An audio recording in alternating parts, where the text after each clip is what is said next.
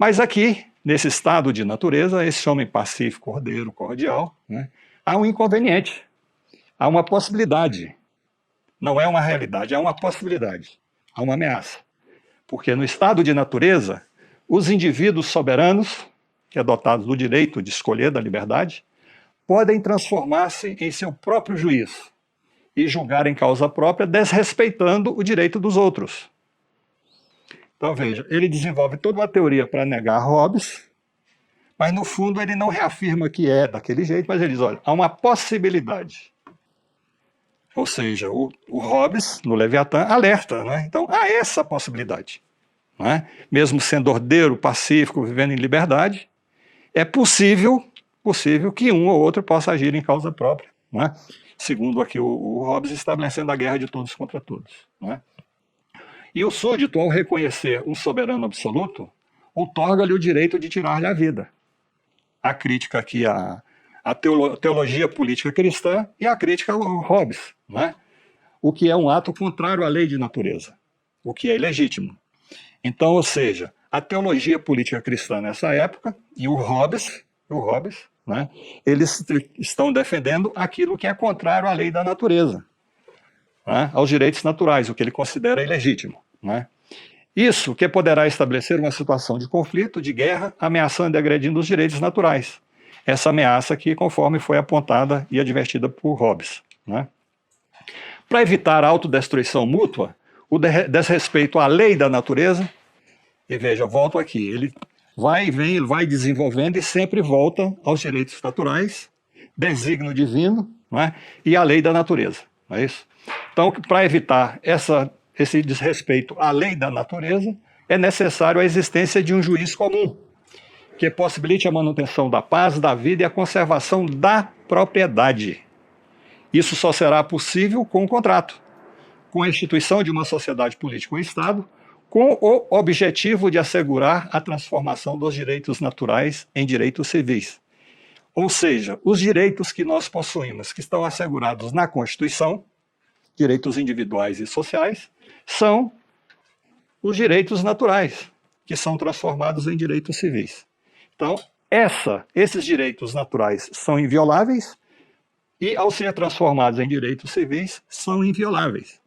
Daí, nós observamos hoje, né, em vários países e no Brasil, a tentativa constante e, não só a tentativa, né, o exercício prático real de agredir os direitos civis.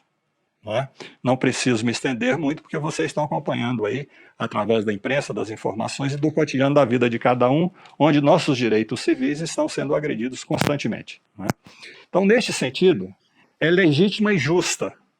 Não só legítima e justa, é uma obrigação. A resistência, a insurreição contra o absolutismo e a opressão. E a insurreição. Porém, celebrando o pacto estabelecido do Estado, não mais será permitido nenhum desses elementos. Ele está criticando radicalmente aqui o absolutismo. Não é? Então você imagina nesse raciocínio aqui, hoje, eu quero juntar os meus rebanhos, os meus seguidores, os meus asseclas, e ser contra os direitos sociais conquistados duramente pela sociedade, negar os direitos civilizatórios, não é? E sair fazendo, não é, esse gesto aqui, não é isso? Quer dizer, quando vem uma pandemia, é uma gripezinha, isso é passageiro, eu como atleta, eu não vou ser atingido, etc, etc, essa fanfarronada toda. O que no fundamental é isso?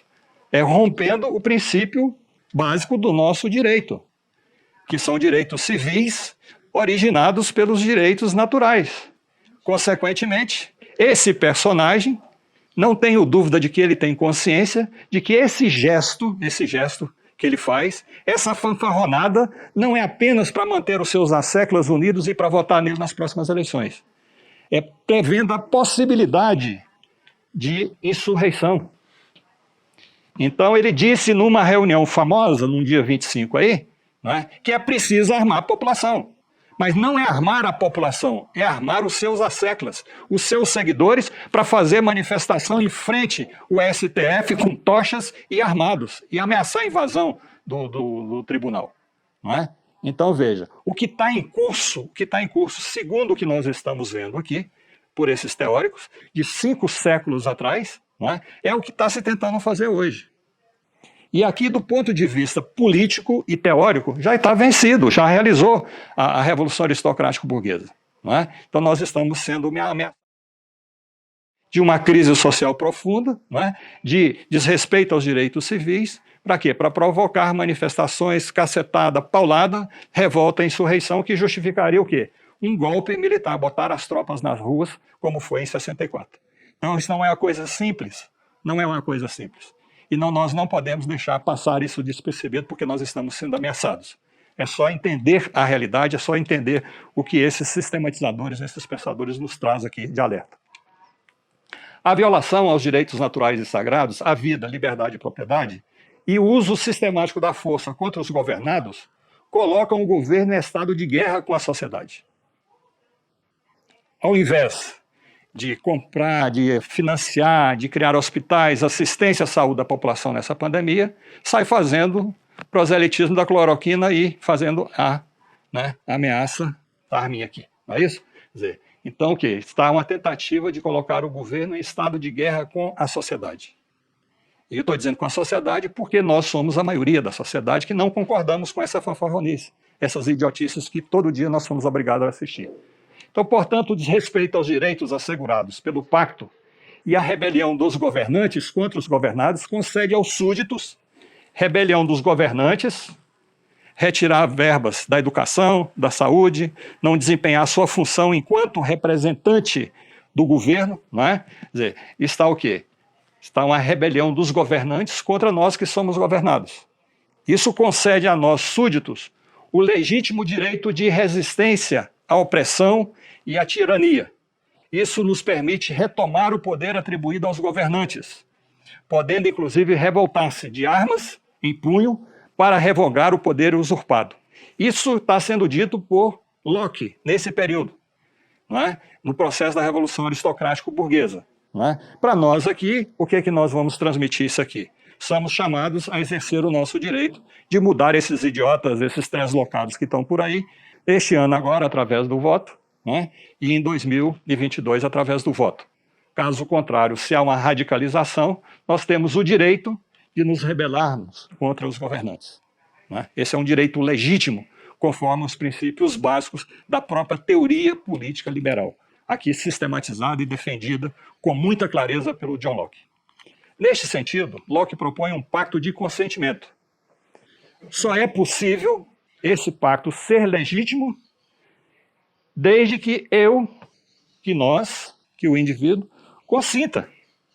E nós só podemos consentir esse pacto, participar e respeitar os princípios do pacto, até o momento em que nós não somos agredidos e violados constantemente, cotidianamente, como nós estamos sendo hoje. E como era nesse período da Revolução Aristocrática Burguesa na Inglaterra. Já o Hobbes, conforme nós já abordamos para vocês, propõe um pacto de submissão. Então vocês estão percebendo aqui a diferença, e aqui tem, eu diria assim, uma vantagem do John Locke com relação ao Thomas Hobbes, porque o Locke conhecia a obra Leviatã do Hobbes.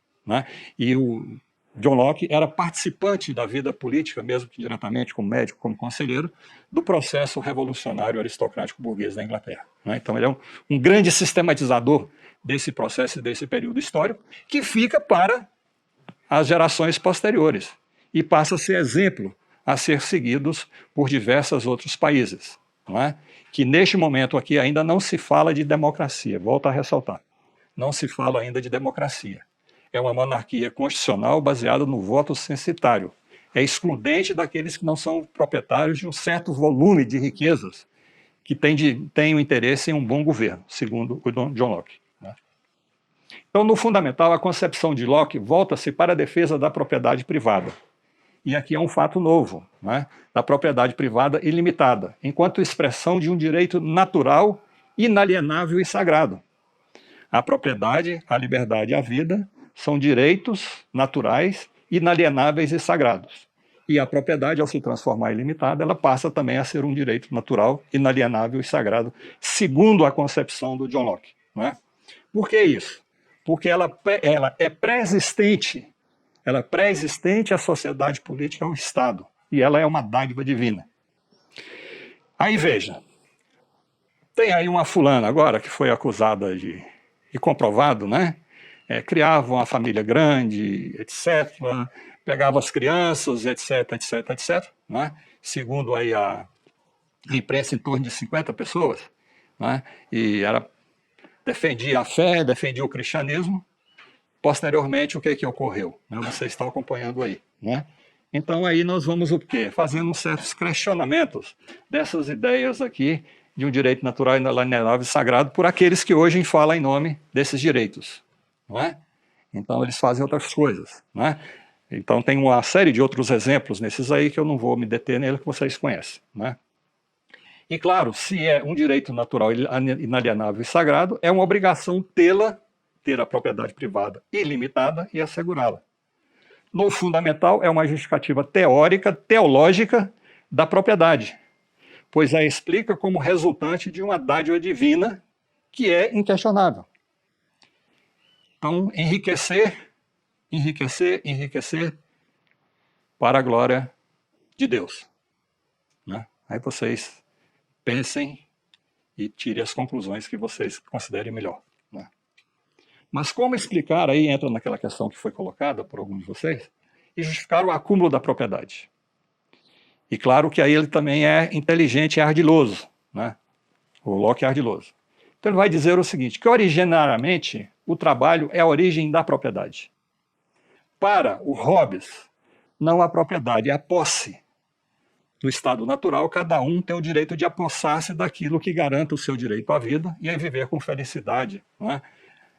O máximo possível. Já que ele, como é um direito natural, né, ele vai dizer que a origem, né, a origem dessa propriedade, que é uma dádiva divina, ela se justifica e se fundamenta no trabalho, né? Mas no fundamental, esse trabalho só é possível porque foi atribuído ao homem, por dádiva divina, o direito à propriedade.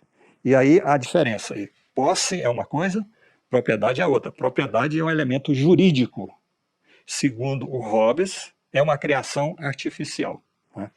Mas aí veja, com o aparecimento dos metais preciosos, da moeda, do dinheiro, do desenvolvimento do comércio, claro, permitirá o acúmulo de propriedade, de riquezas e a distribuição desigual da propriedade. Então, o que vai permitir essa desigualdade entre proprietários, para chegar no momento em que um tem uma fortuna incalculável e o outro não tenha nada, não é? É justamente o aparecimento dos metais preciosos e o desenvolvimento do comércio, né? Então, Hobbes formula assim a passagem da propriedade limitada, que é um produto do trabalho, à propriedade limitada.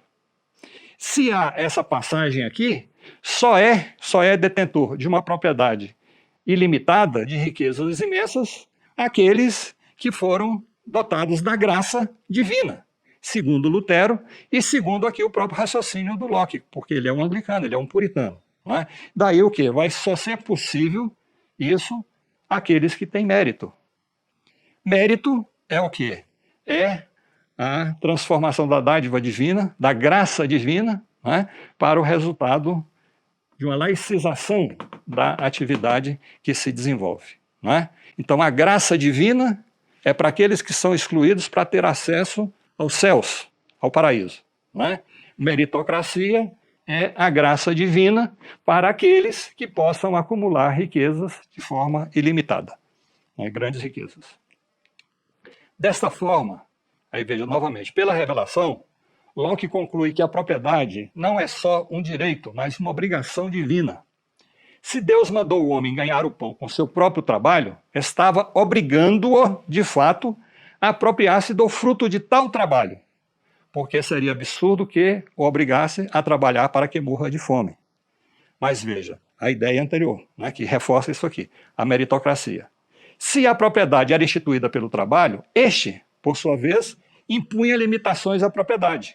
Então, inicialmente, quando todo mundo era como a América do Norte, a América que era habitada pelos habitantes naturais lá, originários de lá, que são, nós chamamos hoje de índios, né?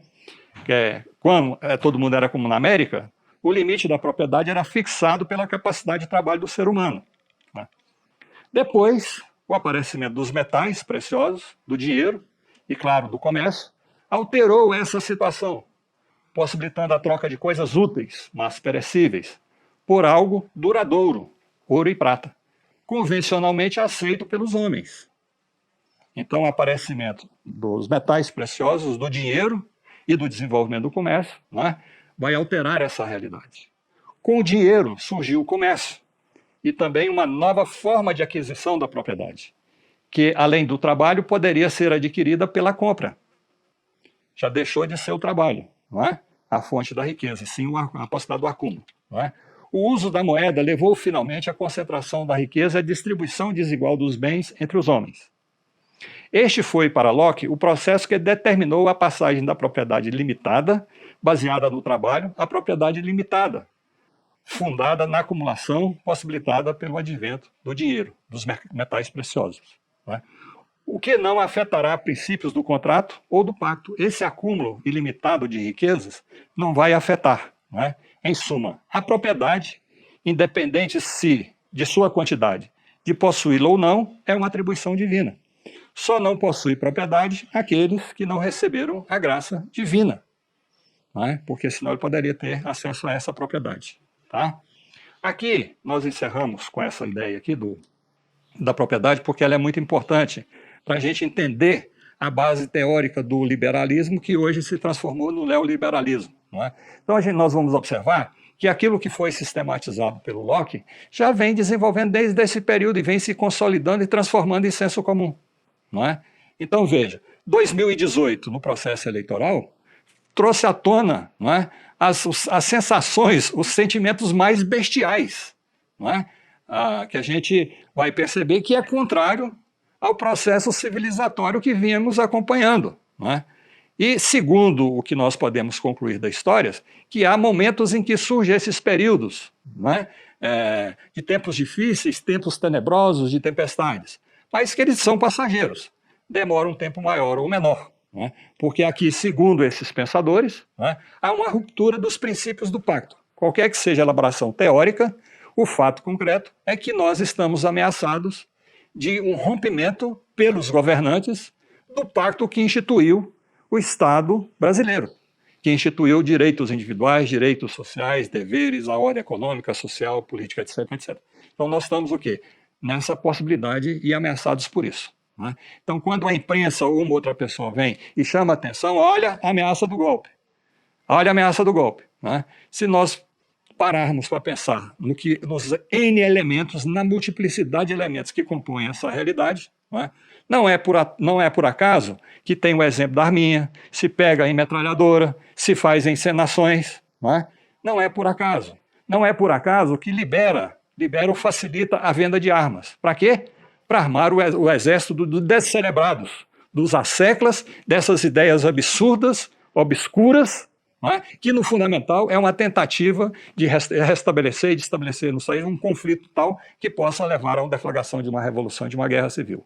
Alerta desses teóricos aqui nos servem para entender hoje.